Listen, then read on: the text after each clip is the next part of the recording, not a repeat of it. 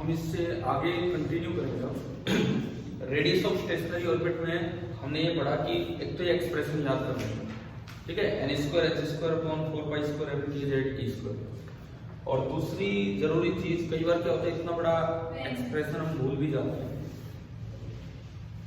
अगर इतना बड़ा एक्सप्रेशन हम भूल भी गए हैं तो एटलीस्ट ये तीन बातें तो याद रखें कि r n पे कैसे डिपेंड करता है, z पे कैसे डिपेंड करता है एटॉमिक नंबर पे, और m पे कैसे डिपेंड कर रहा है, मास ऑफ रिवॉल्विंग पार्टिकल। ठीक है, अब इसके बाद ये तो हुआ रेडियस ऑफ ऑर्बिट। सेकंड पे चलते हैं, फॉर्मूला याद रखना बड़ा काम का है। नंबर 2 आप लिखिए वेलोसिटी ऑफ इलेक्ट्रॉन।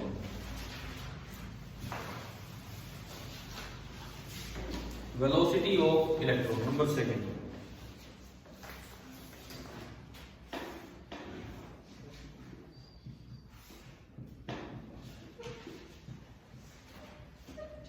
शुरुआत हम उसी तरह से कर रहे हैं कि पहली चीज एक्सप्रेशन, कि भाई क्या एक्सप्रेशन आएगा तो हम याद रखें। तो एक्सप्रेशन क्या आएगा 2 पाई kz स्क्वायर अपॉन nh। ये वेलोसिटी का एक्सप्रेशन आएगा। पहले जैसे रेडियस का लिखा था उसी तरीके से।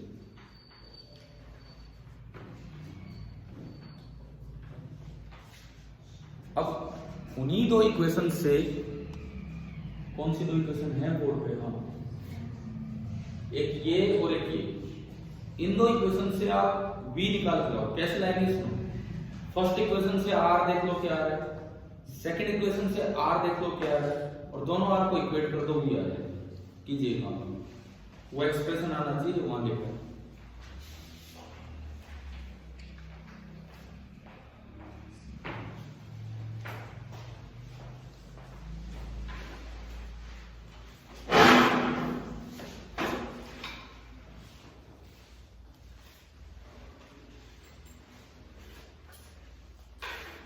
दोनों इक्वेशन से r निकाल के और इक्वेट कीजिए, क्या बन रहा है।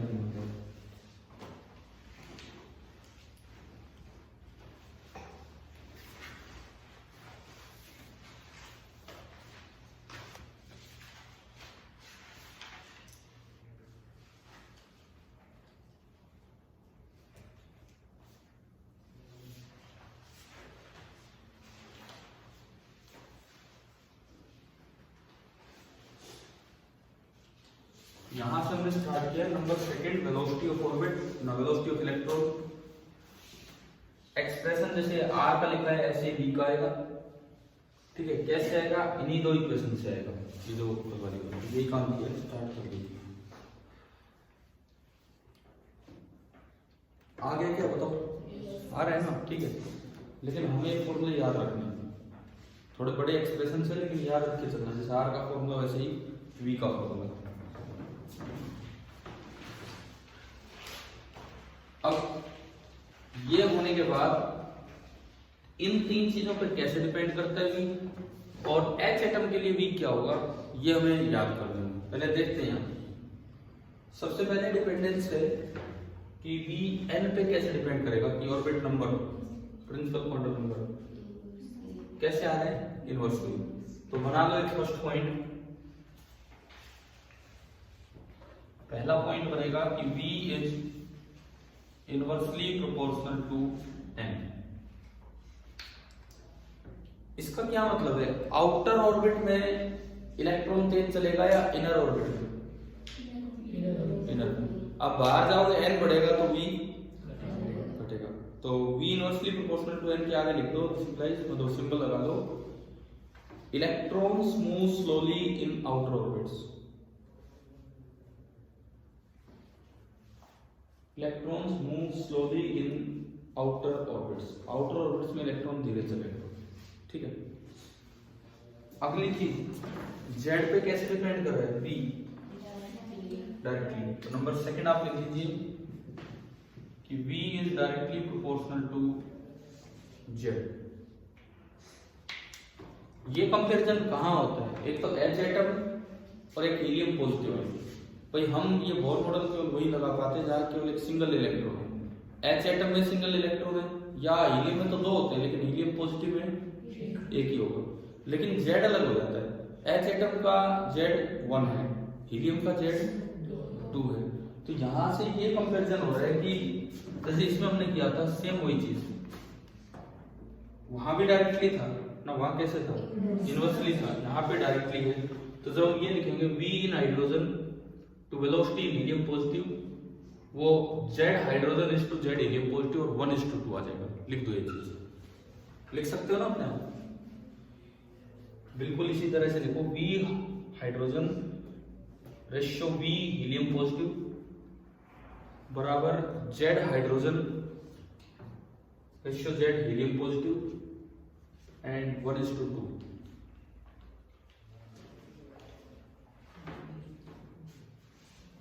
This is 1:2।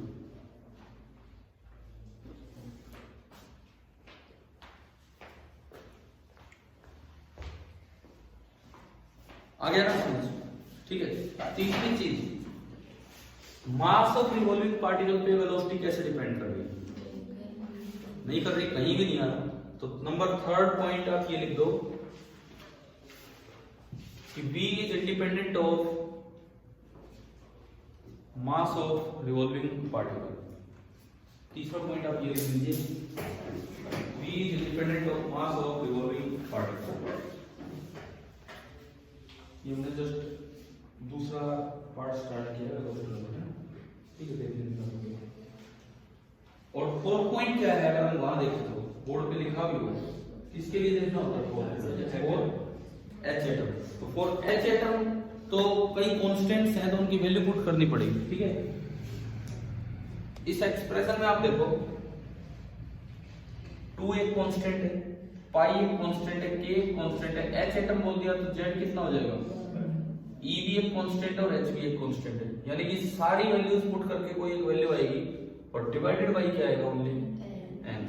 तो फॉर H एटम जब आप लिखेंगे चौथा पॉइंट, तो V जो आता है nearly 2.2 into 10 is power 6 divided by n meter per second। Fourth point आप ये बना,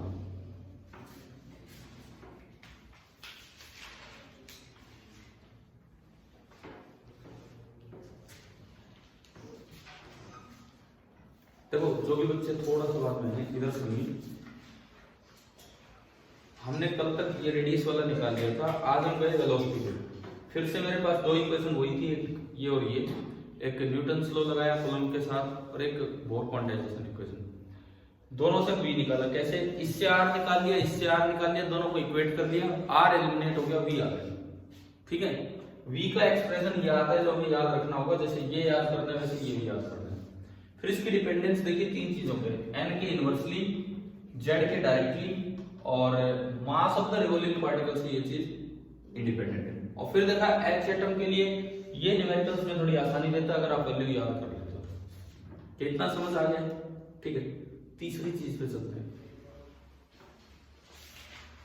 ये बोर पैरामीटर चल रहे हैं तो वही चीज हम कैलकुलेट करते चलेंगे। Number 3 time period.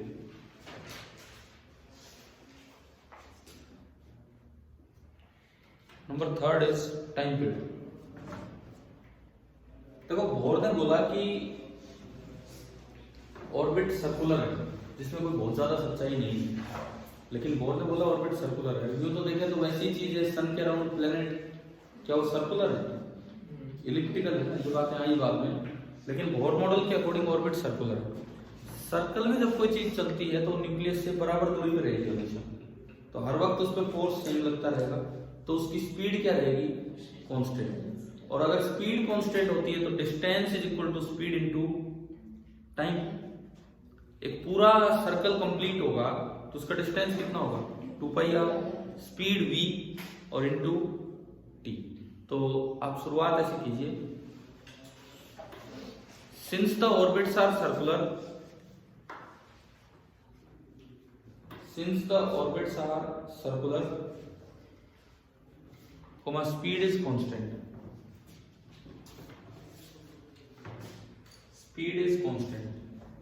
so ये सीधी इक्वेशन लिखेंगे 2πr is equal to v into t। मैंने एक बार शुरू में वो एक्सप्रेशन नहीं बताया, जैसे हमारे पास शुरुआत एक्सप्रेशन से कर रहे हैं, तो टाइम पीरियड का एक्सप्रेशन होता है जो हम याद रखें NH/kz²।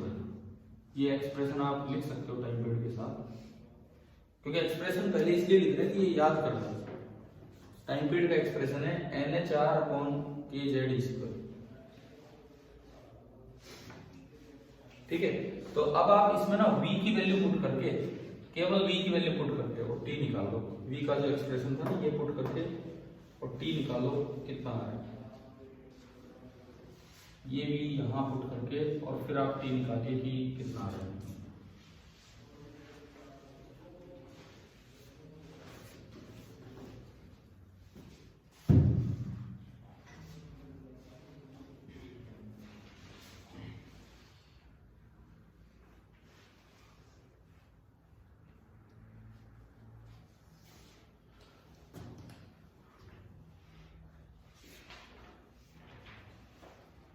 आगे क्या ये बताओ in terms of r NH/kz।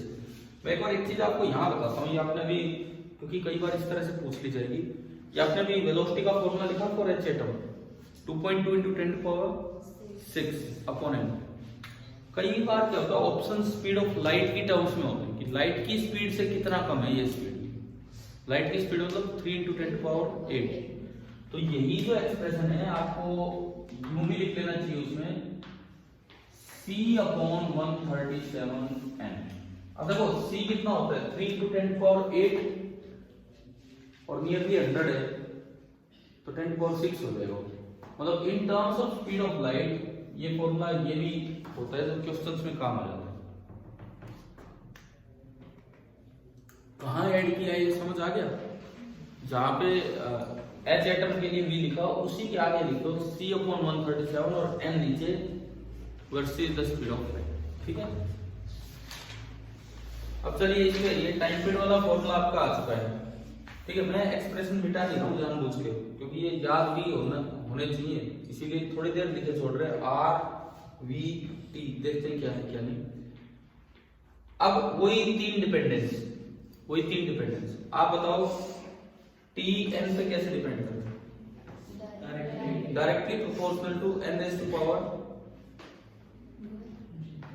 Directly proportional to n raise to power ना 1 नहीं है।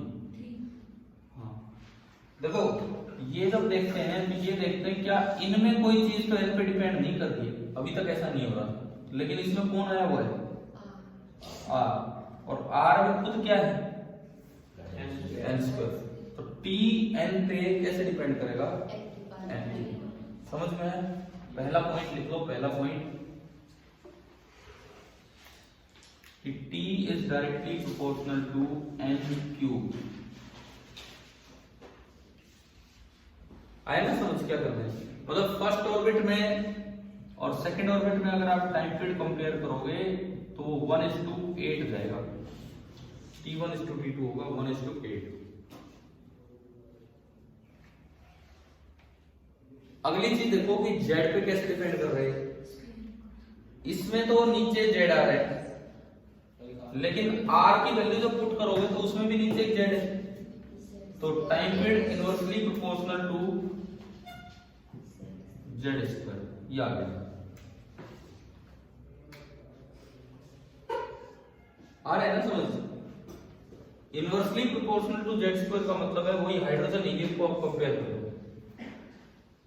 वही हाइड्रोजन और हीलियम को आप कंपेयर कर दीजिए। इसका मतलब है कि टाइम पीरियड किसी ऑर्बिट में आप हाइड्रोजन एटम में निकालोगे और टाइम पीरियड किसी ऑर्बिट में आप हीलियम पॉजिटिव एटम में आप निकालोगे तो कितना होगा 1/ पहले आएगा हीलियम पॉजिटिव, या यूं कहें इनवर्सली है तो z हीलियम का square is to z hydrogen का स्क्वायर। अब z हीलियम कितना होता है 2 2 स्क्वायर 4, तो 4:1 है। समझ आ गया? तीसरी बात, रिवॉल्विंग पार्टिकल पे कैसे डिपेंड करेंगे? उसके मास पे। देखो इसमें कहीं m नहीं आ रहा लेकिन r आ रहा है, और r में m नीचे आएगा और ये r ऊपर है, तो तीसरी चीज ठीक है लिख लो कि T is तीसरा पॉइंट आप देखिए कि T is inversely proportional to M, मतलब ऐसे। समझ आया? इस पे सवाल कैसे आ सकता है? Time period of hydrogen is to time period of muon. एक तो इलेक्ट्रॉनिक हाइड्रोजन था और एक म्यूनिक हाइड्रोजन। वही आखिरी सवाल देखो, बोर्ड पे अभी तक नंबर लिखा होगा, ठीक है, क्वेश्चन नंबर 17 आपको दिया था, है ना? तो उसमें आप पढ़ोगे तो पता लगेगा कि भाई म्यूनिक हाइड्रोजन आइटम होता है जिसमें चेंज इतना है कि रिवॉल्विंग पार्टिकल है तो इलेक्ट्रॉन जैसा ही, चार्ज का माइनस ही है, लेकिन उसका मास 207 टाइम्स ज्यादा है किससे? इलेक्ट्रॉन से। ध्यान है ना? ये ध्यान है कि नहीं है? या तो ये करना चाहिए आपको, वहां भी जब मैंने उसमें दिया था तो लिखा भी है नीचे। तो अगर ये लिखना हो तो कितना होगा? उल्टा रेशियो लेना है, तो उल्टा रेशियो कितना होगा? 207:1। समझ आ गया? ठीक है।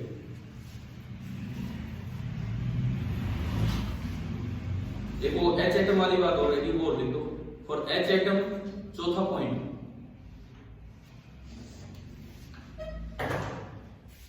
H एटम के लिए ये जो टाइम पीरियड बनेगा दैट इज 1.5 into 10⁻16। अब n बताओ कहां आएगा? ये डायरेक्टली है ना, तो into n³ second. 1.5 into 10⁻16 n³ into second.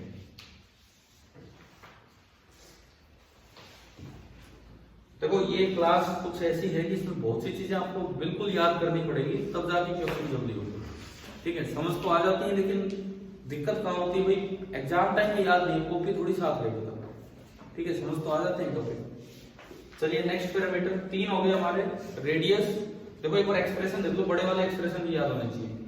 Radius n²h²4π²m/kz⁴। उसके बाद वेलोसिटी 2πkz⁴/nh। उसके बाद टाइम पीरियड nhr/kz²। चौथी चीज देखो, फ्रीक्वेंसी ऑफ रिवॉल्यूशन।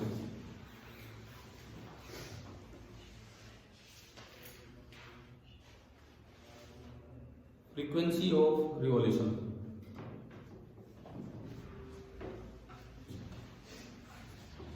भाई केवल क्या होता है? फ्रीक्वेंसी तो टाइम पीरियड का रेसिप्रोकल। तो सीधी शुरुआत यहां से हो सकती है, न्यू इज इक्वल टू क्या एक्सप्रेशन बनेगा जब इसका NHR kz⁴/NHR, क्योंकि फ्रीक्वेंसी होती है 1/10।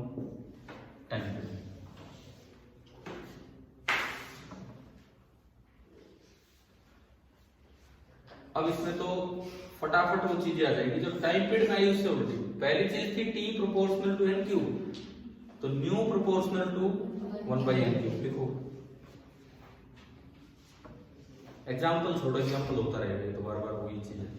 दूसरी चीज थी कि T inversely proportional to z² है, तो nu directly proportional to z²।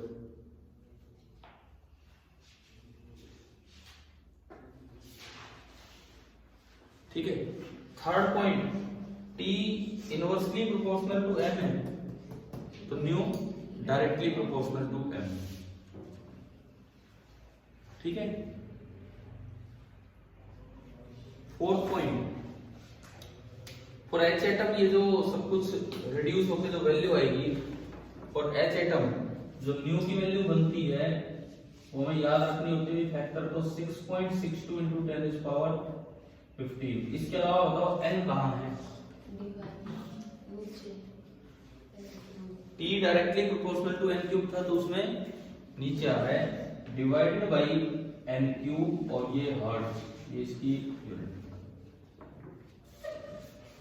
ये पॉजिटिव नेगेटिव का ध्यान रखना। टाइम पीरियड में नेगेटिव पावर आती है -16 और इसमें प्लस की 15।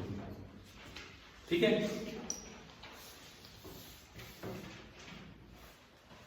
Next parameter number 5। ठीक है, एंगुलर फ्रीक्वेंसी ऑफ रिवॉल्यूशन।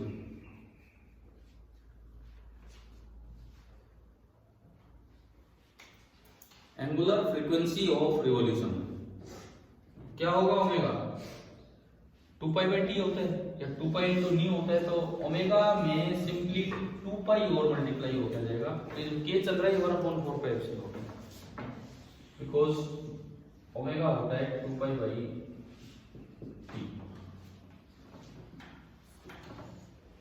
इसमें पहले 3 पॉइंट तो बिल्कुल सेम है जो फ्रीक्वेंसी के लिए, वो तो एज इट इज बिल्कुल।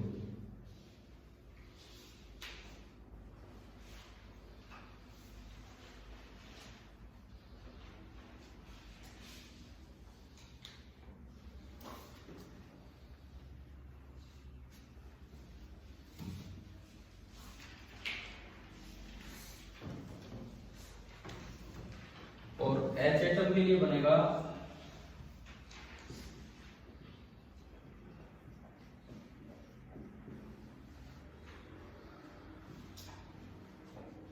रेडियन पर सेकेंड। ओमेगा एच एटम के लिए बनेगा, इसको 2π से मल्टीप्लाई करना है तो 4.459 into 10⁻16। मेन तो पावर है यार, ये फैक्टर थोड़ा बहुत इधर उधर हो जाए कोई बात नहीं, पावर भी है। 4.459 into 10⁻16 अपॉन n³ रेडियन पर सेकेंड। देखो 10 टाइम पीरियड लिख रहे हो 10 की पावर माइनस में आ रहे है, लेकिन फ्रीक्वेंसी और ओमेगा लिख रहे हो तो 10 की पावर प्लस में जा रहा है, तो ये थोड़ा ध्यान रखना, ठीक है। नेक्स्ट, इलेक्ट्रिक करंट, वही पैरामीटर चल रहे हैं, अगला नंबर आप डाल दो। Electric current due to revolving electron.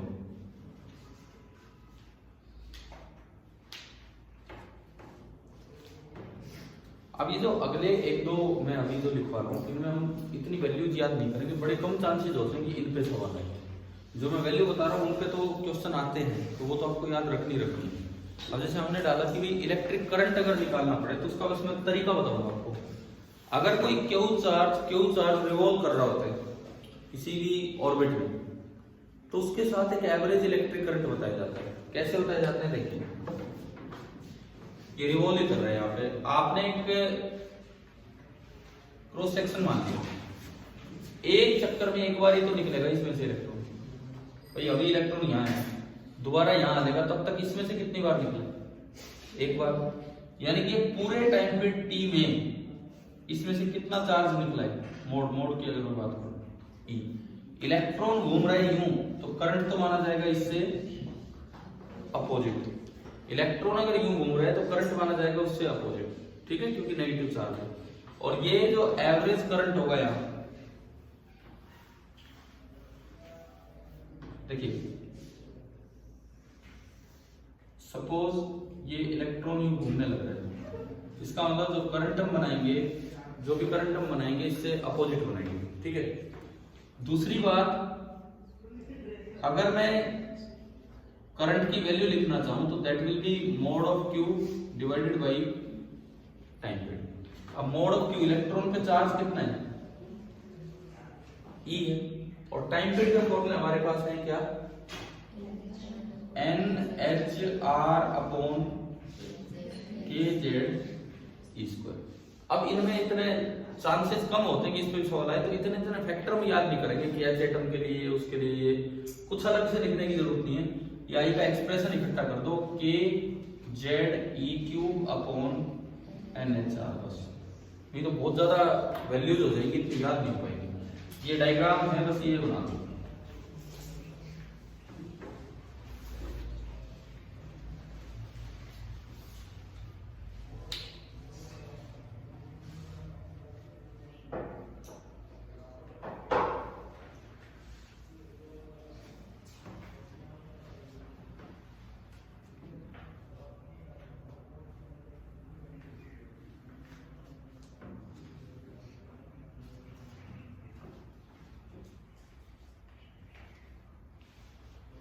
ठीक है ना, वो 3 फैक्टर भी लिखने की जरूरत नहीं है, ढूंढ ही लोगे आप यहाँ से, हो ही जाएगा वो तो, किस तरह आ रहा है, क्या आ रहा है, क्या नहीं। अगली चीज, नंबर नेक्स्ट कर लिए ये वाला। नेक्स्ट नंबर आप डालिए magnetic moment, MOMENT,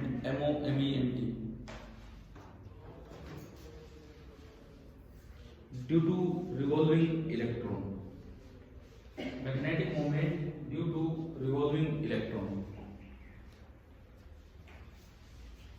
magnetic moment देखो, ये मैग्नेटिज्म वाली यूनिट वहां पे पढ़ाया जाता है कि अगर कोई आई करंट घूम रहा है और ए एरिया ऑफ क्रॉस सेक्शन है और सिंगल लूप है, यहाँ तो कोई लूप वाली बात ही नहीं है, डबल तीन वाले तो एक ही बन पाएगा इक्विवेलेंट लूप। तो मैग्नेटिक मोमेंट का फॉर्मूला होता है, जैसे इलेक्ट्रिक डाइपोल मोमेंट नहीं होता, इलेक्ट्रिक डाइपोल मोमेंट ऐसे मैग्नेटिक मोमेंट होता है और उसका फॉर्मूला होता है आई इंटू ए। सिंबल इसके दुनिया भर के, पी के नीचे एम भी लगा दिया जाता है, खाली स्मॉल एम भी ले लिया जाता है, खाली कैपिटल एम भी ले लिया जाता है, इवन म्यू भी ले लिया जाता है, सिंबल तो कुछ भी है। तो मैग्नेटिक मोमेंट में उसे पीएम से रिप्रेजेंट करूंगा, PM that will be equal to current into area. अब करंट अभी हमने निकाला K Z E cube upon NHR और into area, area of the loop कितना है पाई आर स्क्वायर। और मैग्नेटिक मोमेंट होगा किधर, इस लूप का। अगर इलेक्ट्रॉन ऐसे घूम रहा है, ये एक वेक्टर क्वांटिटी है, इलेक्ट्रॉन ऐसे घूम रहा है तो करंट ऐसे होगा। जिस तरह करंट घूम रहा है राइट हैंड को घुमाओ, अंगूठा आपको मैग्नेटिक मोमेंट की डायरेक्शन देगा। तो ये आपका बना, एक आर से एक आर गया, तो मैग्नेटिक मोमेंट आपका बना के पाई एक अलग है, pi K Z E cube R upon NH। और फिलहाल इस डायग्राम में अंदर की तरफ इनको याद रखने की जरूरत नहीं, इनके फॉर्मूले, इनके एक्सप्रेशन, इनका तरीका याद होना चाहिए कैसे निकालना। देख लेना सही लिखा है क्या, ठीक है।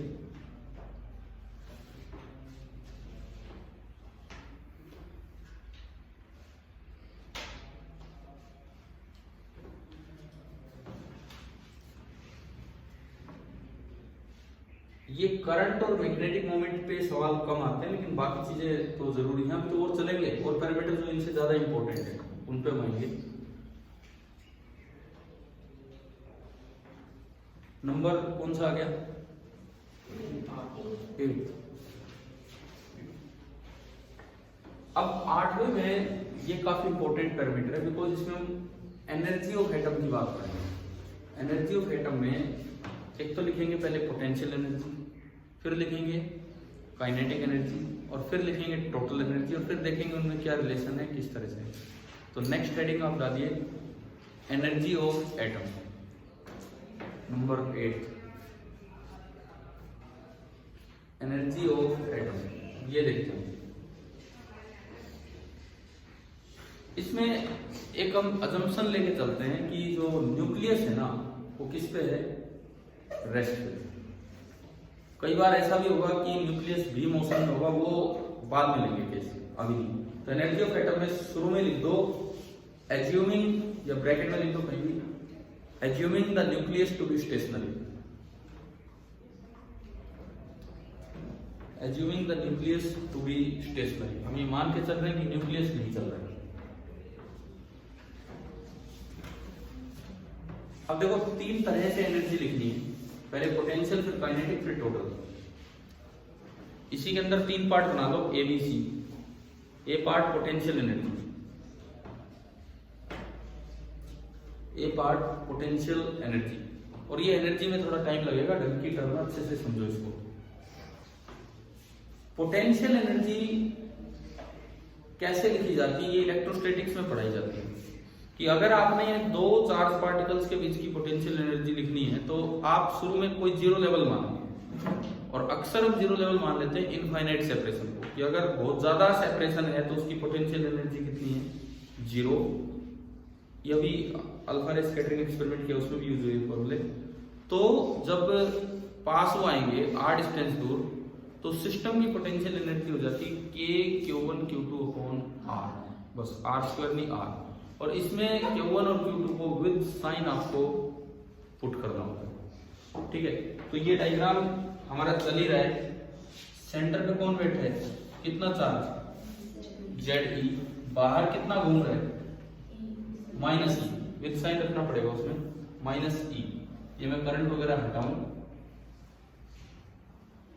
सपोज ये घूम रहा है v स्पीड के साथ, और ये न्यूक्लियस किस पे माना है मैंने, रेस्ट।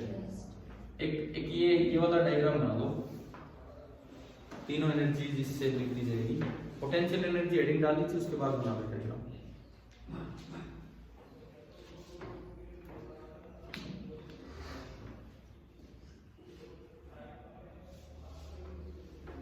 अब ये पोटेंशियल एनर्जी जब भी लिखो, एक्सप्रेशन लिखो, तो पहले जीरो लेवल स्पेसिफाई करना क्या है। मैं बोल देता हूँ, क्या डायग्राम बन गया ये वाला? ठीक है, तो आप इसमें यूं लिखिए कि if zero level is at infinite separation, if zero level is at infinite separation, then PE बराबर क्या बनेगी? पोटेंशियल एनर्जी इसकी। अब जो पीई पोटेंशियल एनर्जी बनेगी, this will be equal to K into Z E into minus E divided by R. मतलब potential energy आ गई माइनस के जेड ई स्क्वायर अपॉन आर। ठीक है, उसके बाद काइनेटिक एनर्जी दूसरा, पोटेंशियल एनर्जी का अपने एक्सप्रेशन रखना माइनस के जेड ई square upon R. B part kinetic energy.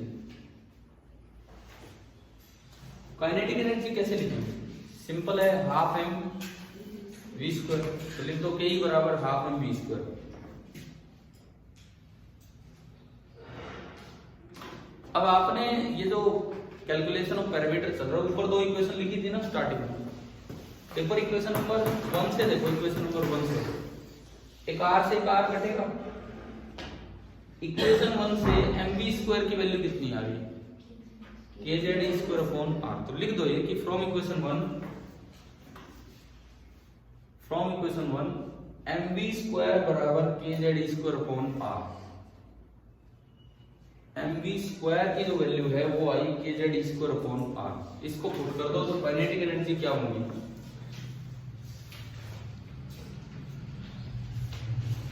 क्या बनी काइनेटिक एनर्जी? प्लस की है और के जेड ई स्क्वायर अपॉन 2r। हाफ का भी होता है। ठीक है, सी पार्ट टोटल एनर्जी, इन दोनों का सम कर दो और बताओ टोटल एनर्जी क्या आ रही है इन दोनों का सम करके। हाँ, इसको और इसको ऐड किया तो टोटल एनर्जी आ गई माइनस के जेड ई स्क्वायर अपॉन 2r। ये आपकी टोटल एनर्जी है, माइनस के जेड ई स्क्वायर अपॉन 2r।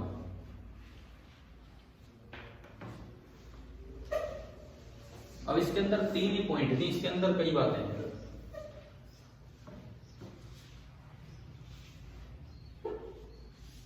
पहले तो अगर मैं इन 3 पॉइंट्स की तरह देखना चाहूं तो अच्छा होगा एक बार आर की वैल्यू ही पुट कर लेते हैं। लास्ट में जो टोटल एनर्जी आई है ना, उसके अंदर आर का एक्सप्रेशन क्या था? देखो ये रहा। तो एक बार यहां लिख दो, इसके बाद पुट आर बराबर, एक बार ये एक्सप्रेशन में लिख दो, पुट आर बराबर N square X square upon जो भी आ रहा है।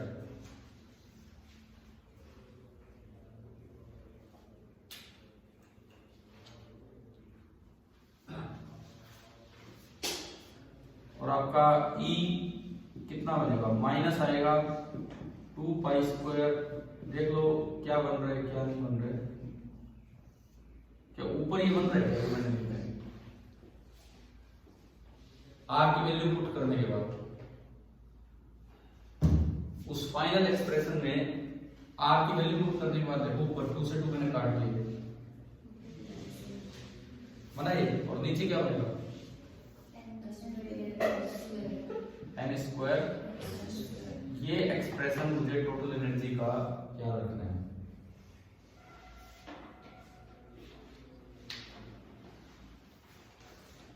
देखो ये याद रखना बहुत जरूरी है, तो बहुत से सवालों में अटक जाएंगे। अब हम 3 ही कई पॉइंट्स की बात करेंगे यहाँ पे। पहले 3 पॉइंट तो ये इस तरह के ही हैं, एन जेड और M. First point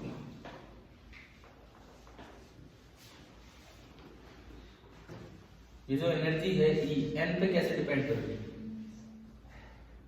inversely proportional to N square, लेकिन वो मोड के साथ लिखना, मोड ई, पहला पॉइंट ऐसे लिखिए क्योंकि वो नेगेटिव है, is inversely proportional to N square, first point ये, mod E is inversely proportional to N square. इसका मतलब ये बताओ आउटर ऑर्बिट में एनर्जी ज्यादा है कि इनर ऑर्बिट में? आउटर में ज्यादा है तभी तो वो डी एक्साइट होगा, तो कुछ एनर्जी अब, लेकिन इससे मोड इसीलिए तो लगाए ये, समझ गए ना, नहीं तो आप गलत ही जवाब देते भाई। मोड ई अगर देखा जाए, मोड ई तो बाहर वाले ऑर्बिट में कम है, लेकिन ई नेगेटिव है, तो माइनस में अगर कोई चीज कम होती है तो ओवरऑल वो चीज ज्यादा होती है, क्योंकि एनर्जी को विद साइन कंपेयर किया जाता है, एक स्केलर क्वांटिटी, ठीक है, स्केलर क्वांटिटीज को विद साइन हम कंपेयर करते। तो पहला पॉइंट आपने लिखा उसके साथ लिख दो, this implies outer orbits have higher energy.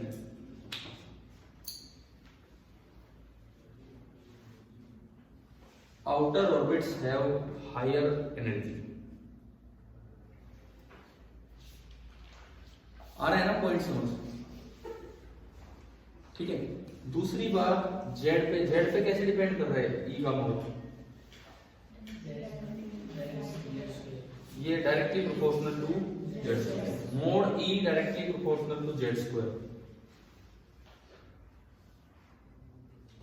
फिर वही बात है, mod E directly proportional to Z square, Z ज्यादा किसका होता है, हाइड्रोजन या हीलियम पॉजिटिव का, हीलियम पॉजिटिव, तो उसके लिए मोड ई ज्यादा होगा, लेकिन माइनस लगा हुआ है, तो एनर्जी ज्यादा किसमें होगी, हाइड्रोजन। तो इसी के आगे भी ऐसे लिख दो, this implies energy of H atom is more than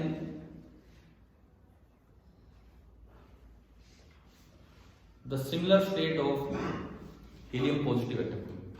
Similar state इसलिए n वगैरह तो सेम थे, फिर more than the similar state of He positive atom. helium positive atom जो है उसके साथ ही कंपेयर किया। तीसरा पॉइंट हम किस पे देख रहे हैं, मास पे, मास आ रहा है इसमें, mod E directly proportional to N. अब फिर से हाइड्रोजन और म्यून एटम को हम कंपेयर करते हैं, म्यून में रिवॉल्विंग पार्टिकल का मास ज्यादा होता है, 207 टाइम्स ज्यादा होता है, बोर्ड से कुछ नहीं हटा है, ये देखो यहाँ लिखा हुआ है 207 टाइम्स ज्यादा होता है, तो मोड ई एम के डायरेक्टली प्रोपोर्शनल है, तो वो किसका ज्यादा होगा, म्यून का, लेकिन ई किसके ज्यादा होगा, आ रहा है ना समझ में, समझ आ रहा है कि नहीं आ रहा है, तो लिख दो यहाँ पे तीसरा पॉइंट भी आपने ये लिख लिया, mod E directly proportional to M. This implies H atom has more energy than a similar state of H atom has more energy than a similar state of muonic atom, MUONIC, Munich atom. बस एक गलती जो हो जाती है वो minus भूल जाते हैं, तो सारे जवाब गलत दिए जाएंगे। एनर्जी को विद साइन कंपेयर किया जाता है। क्या 3 पॉइंट समझ में आ गए? चौथा पॉइंट हमारा क्या था, एच एटम के लिए। अब एच एटम के लिए अगर मैं बात करूं तो देखो ये आपका फाइनल फॉर्मूला है, ठीक है, और हमने देख लिया कि एन पे कैसे डिपेंड कर रही है energy, inversely proportional to N square. तो फॉर एच एटम ये जो फॉर्मूला निकल के आता है ये आ जाता है energy is equal to minus electron volt में हम याद रखते हैं ना कि जूल में, 13.6 electron upon n square electron volt. एक इलेक्ट्रॉन वोल्ट में कितने जूल होते हैं? 1.6 इंटू 10⁻⁹, ठीक है। और एच एटम ये जो वैल्यू है ये हमें याद रखनी है -13.6 upon n square electron volt. लेकिन खाली यही 4 पॉइंट नहीं, और भी बातें इसमें आगे चलेंगी। 5वीं बात भाई, यहां तक तो कोई कंफ्यूजन नहीं है ना, ठीक है। 5वां पॉइंट सुने, ये 3 एनर्जी हमने लिखी, पोटेंशियल एनर्जी, काइनेटिक एनर्जी और टोटल एनर्जी। पोटेंशियल एनर्जी की value choice of zero level पे डिपेंड करती है कि नहीं। मैंने इनफाइनाइट सेपरेशन को जीरो लेवल माना तो ये एनर्जी है, अगर मैं कहीं और जीरो लेवल मान लूं वो तो मेरे हाथ की बात है, कुछ भी मान सकते हैं पेपर पेन लेके। तो क्या potential energy of atom change होगी कि नहीं होगी? बिल्कुल होगी। दूसरी बात, काइनेटिक एनर्जी की वैल्यू जीरो लेवल पे डिपेंड करती है कि नहीं करती? नहीं करती। आप पेपर पेन लेके कोई जीरो लेवल चेंज करते हो, उससे क्या इलेक्ट्रॉन को पता लग जाएगा तेज भाग है, वो धीरे हो जाएगा, नहीं इसने चेंज कर दिया, ऐसा कुछ नहीं है ना, ये डिपेंड नहीं करती। तीसरी बात, टोटल एनर्जी की वैल्यू जीरो लेवल पे डिपेंड करती है कि नहीं? करती है। क्यों? क्योंकि ये तो इन दोनों का सम ही तो है, ये तो कर नहीं रही, तो बार बार ये बदलेगी तो उसको भी बदलना पड़ेगा। तो ये तीन बातें आपको समझ आ गई हैं। अगला पॉइंट ये लिखो, पांचवा point, values of PE and total energy depend on the choice of zero level. Values of PE and total energy depend on the choice of zero level.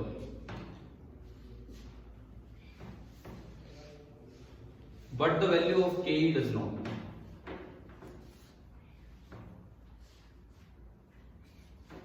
But the value of KE does not. Kinetic energy की value बिल्कुल भी depend नहीं करती। अगली चीज, एक बार इनके expression देखो किस तरह के इसके एक्सप्रेशन है, एक बार इस चीज पे आप आना।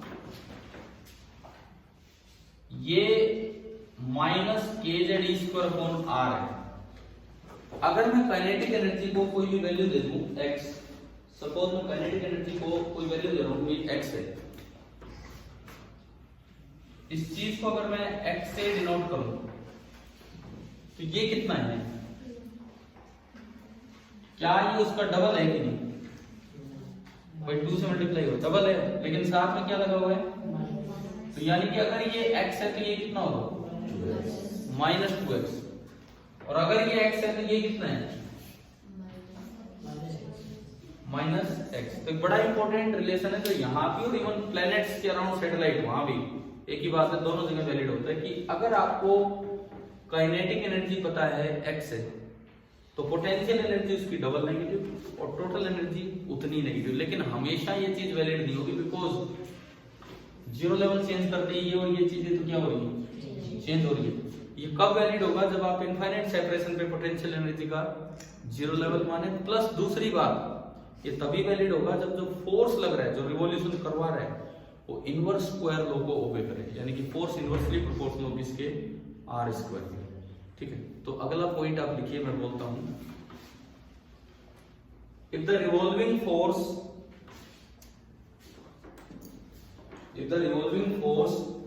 Is obeying, if the revolving force is obeying inverse square law, if the revolving force is obeying inverse square law and potential energy is zero, P लिख लिया हो चाहिए इसे शॉर्ट में, and potential energy is zero at infinite separation, potential energy is zero at infinite separation,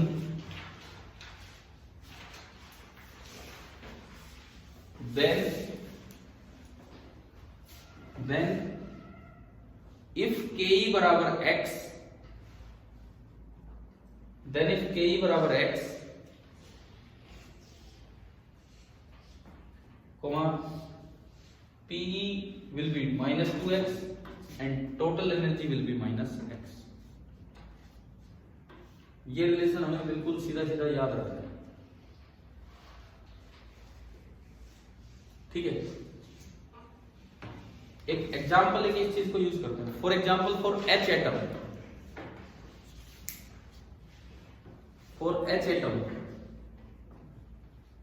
हमने पढ़ा H atom के लिए एनर्जी का ये फॉर्मूला है -13.6 अपॉन n स्क्वायर इलेक्ट्रॉन। इसमें दो लेंगे, एक बार n बराबर 1 और एक बार n बराबर 2। फटाफट लिखेंगे, देखो फॉर H एटम में एक बार लिखो n बराबर 1, टोटल एनर्जी यहां से लिख दो पहले। टोटल एनर्जी कितनी? -13.6 इलेक्ट्रॉन वोल्ट। जितनी टोटल एनर्जी नेगेटिव है उतनी काइनेटिक एनर्जी पॉजिटिव। तो दिस इंप्लाइज के ई बराबर प्लस का 13.6 इलेक्ट्रॉन वोल्ट, लिख पा रहे हो ना? एंड पी बराबर, पी कितना होगा? जितना काइनेटिक एनर्जी उससे डबल नेगेटिव, कितनी हो जाएगी? Minus 27.2 electron volt, minus 27.2 electron volt. समझ आ गया? n बराबर 2, एक बार इसके लिए और एग्जाम्पल देखिए। n बराबर 2 के लिए टोटल एनर्जी कितनी होगी? माइनस 13.6 अपॉन 4, यानी कि माइनस 3.4 इलेक्ट्रॉन वोल्ट। ठीक है, ये तो एक फॉर्मूला लगाया, माइनस 3.4 इलेक्ट्रॉन वोल्ट आ गया ना ये तो अगर वो माइनस 3.4 इलेक्ट्रॉन वोल्ट है तो काइनेटिक एनर्जी कितनी होगी? Plus 3.4 electron volt. And potential energy कितनी होगी? उसका double negative, minus 6.8 electron volt. ये देखने आ गई ये चीजें, डायरेक्टली ये यूज होता है, लेकिन इसमें ध्यान रखना ये बातें तभी लागू होंगी, ये वाला relation x 2x minus x वाला। एक तो पोटेंशियल एनर्जी का जीरो लेवल कॉमन रखो इनफाइनाइट सेपरेशन पे, और दूसरा जो फोर्स लग रहा हो वो inverse square, inversely proportional to r square, जैसे कूलम्ब फोर्स होता है। ठीक है, एक बार आपकी एक्सरसाइजेज में टेक्स्ट बुक में देखो,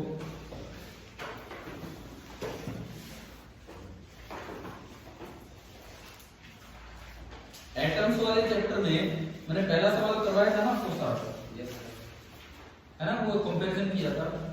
आप इस पे आओ, question number 12.5 page number 436, question number 12.5 पे आप आइए।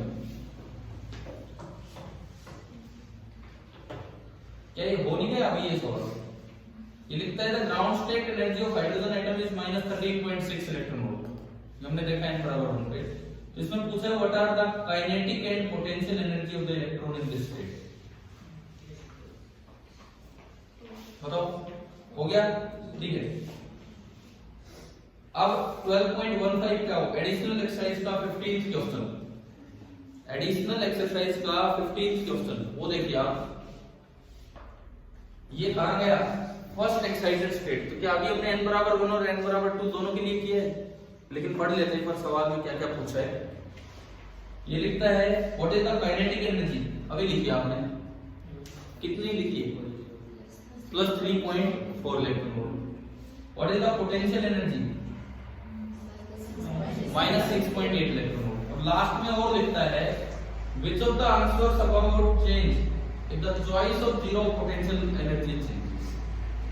पोटेंशियल एनर्जी चेंज होगी, काइनेटिक एनर्जी चेंज नहीं होगी, टोटल एनर्जी भी चेंज हो जाएगी, और ये रिलेशन वैलिड नहीं रहेगा। लेकिन काइनेटिक एनर्जी एक बार आपने निकाल ली किसी भी रिलेशन से, वो वही चलेगी फिर आगे। तो आपने अभी जो लास्ट काम किया है ना, उसके साथ कॉपी में नंबर डाल दो, भाई क्वेश्चन नंबर की ये और ये यहाँ से कर लेना चाहिए। ठीक है ना? क्वेश्चन नंबर 1 तो है एनसीईआरटी का 12. पहला कौन सा था? 5 एंड एक है 12.15।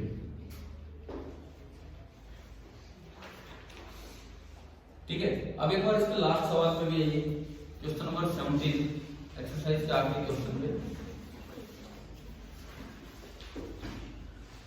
पढ़ लीजिए क्या है क्वेश्चन। म्यून वाले उसके ये भी हमारा हो गया होगा।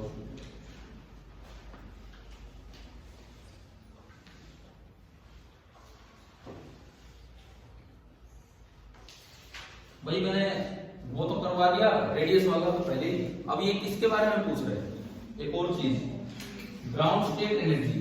तो आप ये देखो ई, आपने जो तीसरा रिजल्ट लिखा एनर्जी वाला, तीसरा रिजल्ट मोड ई एम पे कैसे डिपेंड कर रहे हैं? डायरेक्टली प्रोपोर्शनल टू एम है। तो अगर मैं इस सवाल का जवाब दूं तो ये यही बन जाएगा कि mod E directly proportional to M का मतलब है, ये रहा एक्सप्रेशन आपका, mod E directly proportional to M का मतलब है कि E in muonic atom, E in hydrogen atom, mod ले रहा हूं मैं, this is equal to M muon 207:1। इसका मतलब ये हुआ कि जो मोड ऑफ ई म्यून होगा this will be equal to 207 time 13.6। Ground state में एनर्जी कितनी है? 13.6 है। और ई म्यून की जब वैल्यू लिखेंगे तो माइनस के साथ आएगा, ठीक है। This is nearly kilo electron volt में पहुंच जाएगा, ये 2800 के आसपास जाएगा भाई। ये जो है ना, ये आपकी वैल्यू जाएगी 2800, 13 2 26, 2800 पे जाते हैं, 2600 से कुछ आगे, ठीक है। यानी कि -2.8 किलो इलेक्ट्रॉन वोल्ट। तो इससे ही आप क्वेश्चन नंबर, जहां आपने ये लिखा है ना तीसरा पॉइंट कि mod E directly proportional to m, उसके साथ मेंशन कर दो क्वेश्चन नंबर 12.17।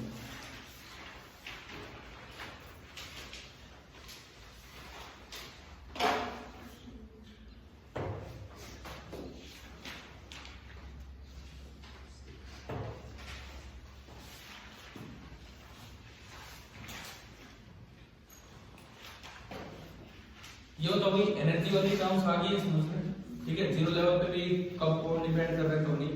अच्छा, ये सवाल आ जाता है कि जीरो लेवल चेंज करते हैं तो difference in total energy change होता है कि नहीं दो स्टेट्स के बीच में। हमने पढ़ा कि टोटल एनर्जी की वैल्यू जीरो लेवल पे डिपेंड करती है, लेकिन अगर दो स्टेट्स हैं अलग अलग, n बराबर 1, n बराबर 2, n बराबर 3, कोई भी, n बराबर 1 की भी टोटल एनर्जी चेंज होगी, 3 की भी चेंज होगी, क्या उनका डिफरेंस चेंज होगा कि नहीं होगा? नहीं होगा। नेक्स्ट पॉइंट आप ये लिख लीजिए, उसमें अपने पॉइंट नंबर जो आप डाल रहे हैं इसमें एनर्जी वाले में, हाँ, the difference in the energy of two states, the difference in the energy of two states is independent of choice of zero level.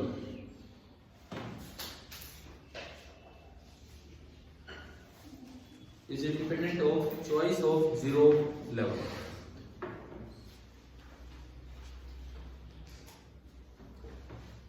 अब ठीक है, ये सब हो गया यहां तक। कई बार एनर्जी से रिलेटेड 2-3 टर्म्स में बता रहा हूं, ionisation energy and excitation energy, ये आती है। इनका क्या मतलब होता है? आयनाइजेशन एनर्जी का क्या मतलब है? इलेक्ट्रॉन को रिमूव ही करना, उसके लिए आपको कम से कम कितनी एनर्जी देनी पड़ेगी, उसे क्या बोलते हैं? Ionization energy. एक्साइटेशन एनर्जी का क्या मतलब है? मतलब जस्ट रिमूव नहीं करना, लेकिन 1 से 2 पे पहुंचा है, 1 से 3 पे पहुंचा है, तो उसके लिए कितनी एनर्जी देनी पड़ेगी? वो क्या होगी आपकी? Excitation energy. तो नेक्स्ट एनर्जी में ही अगला पॉइंट, जो 7-8 पॉइंट होती है ना आपके, अलग से कोई टर्म नहीं है यार, ये कोई एनर्जी के अंदर ही हम चल रहे हैं। देखो, अगर आप इलेक्ट्रॉन को रिमूव करना चाहते हो तो अभी वो जहां है उसकी एनर्जी कितनी है? -13.6 अपॉन n स्क्वायर। ये एनर्जी तब है जब आपने इंफिनिटी को कितनी एनर्जी माना है? 0। रिमूव करने का मतलब है उसको कहां तक भेजना होगा, यानी कि कितनी एनर्जी पे भेजना होगा? 0। समझ रहे हो? तो कितनी एनर्जी ऐड करूं इसमें कि 0 हो जाए उसकी एनर्जी? 13.6 upon n square. क्या ये वैल्यू जीरो लेवल की चॉइस पे डिपेंड करेगी या नहीं? बताओ, करेगी। क्यों? टोटल एनर्जी चेंज होगी, तो यार वो तो इन्फिनिटी की भी चेंज हो जाएगी। जब ये एनर्जी है तो आप इन्फिनिटी की कितनी मान रहे हो? 0। मैंने अभी कहा था 2 लेवल्स का डिफरेंस कभी भी चेंज नहीं होता। आपने खाली इसको देखा कि हाँ भाई ये डिपेंड कर रही है, तो वो भी तो चेंज हो जाएगी, फिर वो 0 नहीं रहेगी, इन्फिनिटी पे कुछ और हो जाएगी। क्या समझ में आ रहा है? तो नेक्स्ट टर्म नंबर मतलब इसी में 8th है ना, ये एनर्जी में ही चला हुआ। आयनाइजेशन एनर्जी बराबर क्या फॉर्मूला बनेगा? 13.6 upon n square electron volt. 13.6 upon n square electron volt. लेकिन इसके साथ खास बात ये है, क्या ये 0 लेवल के चॉइस पे डिपेंड कर रही है? बताओ एक मिनट। नहीं कर रही है। एक मिनट ये बता दो समझ भी आया है कि नहीं, मैं दोबारा समझा दूंगा। देखो, दिखने में फॉर्मूला बिल्कुल सेम है, जो टोटल एनर्जी का आ रहा है वैसा ही उसका आ रहा है। ठीक है, असल में तो फॉर्मूला ये बनेगा प्लस kz²/2r और फॉर H एटम बनेगा 13.6। कोई नहीं, अभी आपने क्या लिखा, ये वाला लिखा है, कोई नहीं, असल में फॉर्मूला ये बनेगा आयनाइजेशन एनर्जी का kz²/2r और फॉर H एटम वो हो जाएगा, थोड़ा सा ठीक कर लेना उसको, वो जो पहले लिखा है वो H एटम के लिए है, जनरल फॉर्मूला ये है kz²/2r प्लस का kz²/2r। अब फिर से मुझे बताओ, क्या ये बात समझ आ रही कि ये value choice of zero level पे डिपेंड नहीं करेगी? अगर जीरो लेवल चेंज करोगे ये टोटल एनर्जी चेंज होगी, लेकिन इन्फिनिटी की भी एनर्जी चेंज हो जाएगी, लेकिन डिफरेंस क्या रहेगा, सेम। और आयनाइजेशन का मतलब मुझे लिखवाने की जरूरत नहीं, इन्फिनिटी तक भेजने के लिए आपको कितनी एनर्जी देनी पड़ेगी, वही आयनाइजेशन एनर्जी। क्लियर? तो इसमें ये बात मेंशन कर देना कि it is independent of choice of zero level, ये बात आप मेंशन कर देना। It is independent of choice of zero level.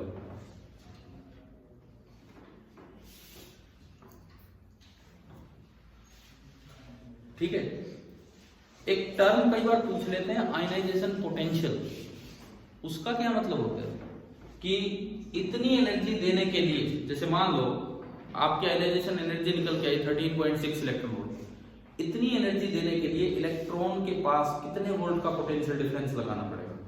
तो एक इलेक्ट्रॉन 1 वोल्ट लगाने पे 1 इलेक्ट्रॉन वोल्ट एनर्जी गेन करते हैं, एक इलेक्ट्रॉन 1 वोल्ट लगाने पे 1 ईवी एनर्जी गेन करता है। तो अगर आपको 13.6 ईवी एनर्जी देनी है तो कितने वोल्ट का पोटेंशियल डिफरेंस लगाना है? 13.6 वोल्ट। तो उसी को क्या बोल देते हैं, आयनाइजेशन पोटेंशियल। नेक्स्ट पॉइंट ये लिख लो, आयनाइजेशन पोटेंशियल बराबर, अब इसका फॉर्मूला क्या बनेगा, सीधा H एटम के लिए लिख दो।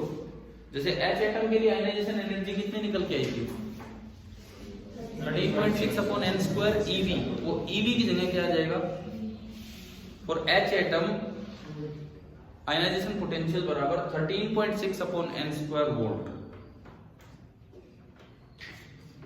13.6/n² volt.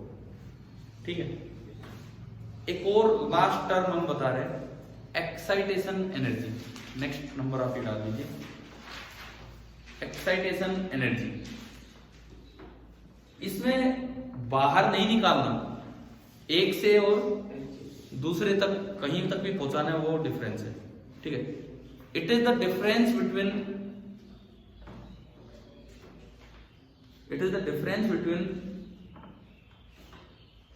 The energy of excited state, the energy of excited state and energy of ground state।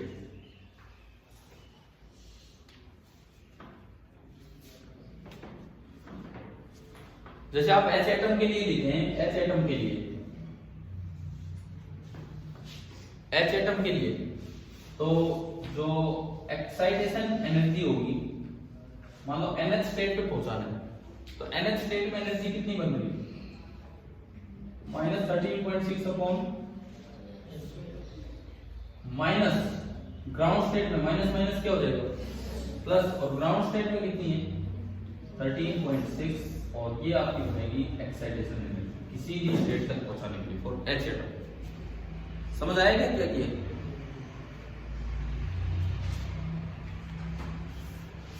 NH state में पहुंचाने के लिए excitation energy, last term excitation potential, ये अभी एनर्जी वाला ही काम आज किया है। एक्साइटेशन पोटेंशियल, या इसको रेजोनेंस पोटेंशियल भी बोल देते हैं, सेम फॉर्मूला आएगा, ईवी की जगह क्या आ जाएगा, वी, कि भाई इतना वोल्ट लगाओगे तो ये वहां पहुंचेगा। सेम फॉर्मूला लिख दो, ईवी की जगह आप कर दीजिए वी।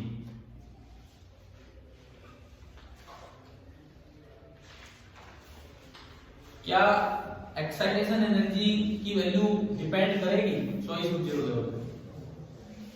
ये डिफरेंस है, डिफरेंस कभी भी डिपेंड नहीं करता। जैसे आपने आयनाइजेशन एनर्जी में लिखा था ना कि इंडिपेंडेंट है, लिखा था, तो ऐसे ही ये एक्साइटेशन एनर्जी भी इंडिपेंडेंट है चॉइस ऑफ जीरो लेवल से। मेंशन कर देना, कहीं भी मेंशन कर देना एक्साइटेशन एनर्जी में independent of choice of zero level.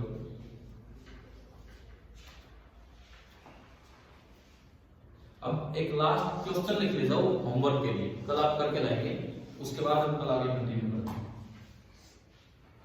Question लिखिए, the excitation energy of a H-like ion, excitation energy of a H-like ion for its first excited state,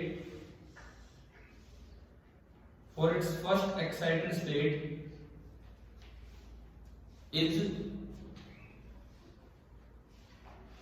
40.8 electron volt.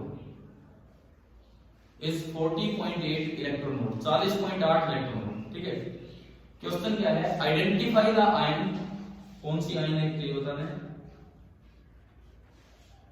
Identify the ion and find its ionisation energy. एक तो आपको ion identify करना है और एक इसकी ionization energy निकालनी है। तो आज कुछ पैरामीटर ही पैरामीटर चले, आप बताओ समझ आया कि नहीं है, क्या है, याद करके आना और कल ये क्वेश्चन भी अपना ट्राई कर सकना। ठीक है।